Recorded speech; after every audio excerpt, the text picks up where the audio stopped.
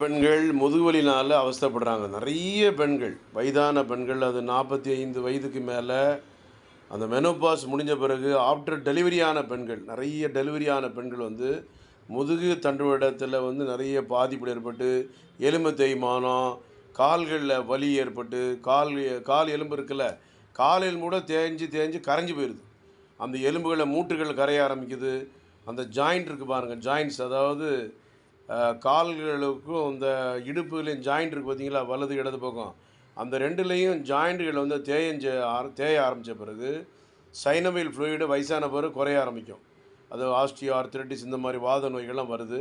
அது எலும்பு தேயும்போது முதுகில் வந்து கழுத்து வலி, அந்த கனமான பொருட்களை தூக்குறதுனால, குனிஞ்சு குனிஞ்சு அதிகமாக வேலைகள் செய்கிறதுனால, வயது மூப்பின் காரணமானால, வேறு சர்க்கரை நோயினால், பலகீனத்தினால, கால்சி சத்து குறைனால இந்த முதுகு வலி ஏற்படுது.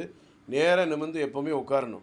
குனிஞ்சு குனிஞ்சு நம்ம வேலை செய்யும்போது முதுகெலும்பு தேஞ்சு சத்து குறைனால, எலும்பு தேய்மானத்தினால வரக்கூடிய பாதிப்புகள் ஏற்பட்டுரும்.